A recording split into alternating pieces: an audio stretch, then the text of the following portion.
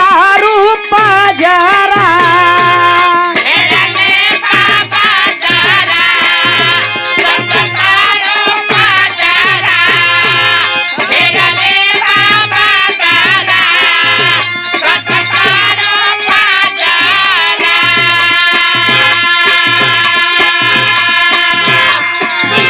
ऊपरा से कहिले बाड़ू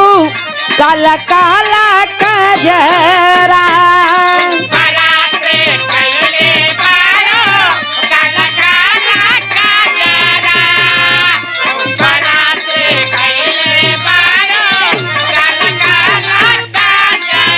ए सुना घेरले बाबा दरा सटतारू पाजरा ऊपरा से कहिले बाड़ू काला काला कजरा चमक बिजुरिया ये हो समरिया चमक बिजुरिया ये हो समरिया चमक बिजुरिया ये हो समरिया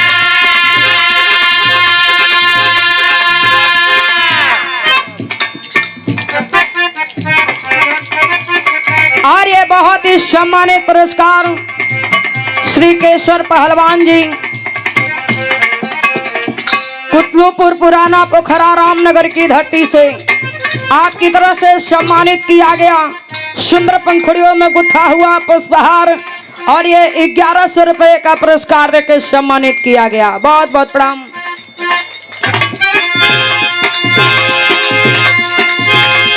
चमके बिजुरिया ये हो समरिया चमके बिजुरिया ये हो समरिया चमके बिजुरिया ये हो समरिया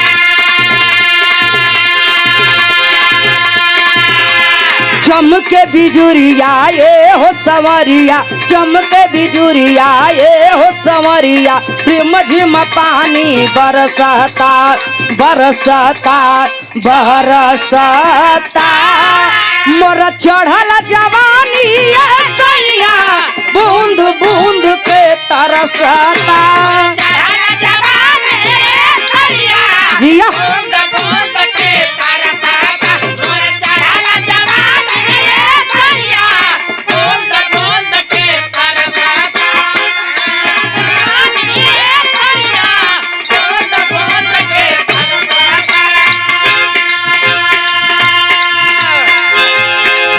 सखी बलमा हाँ बलमा सखी बलमा कदर न जानेला बाली रे उमरिया के बलमा कदर न जानेला बाली रे उमरिया के सखी बलमा कदर न जानेला बाली रे उमरिया के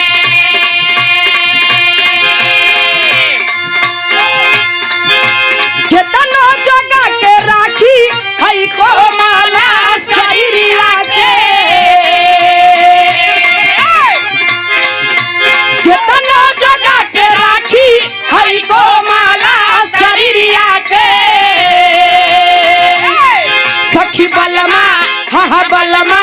सखी बलमा कदर न जानेला बाली रे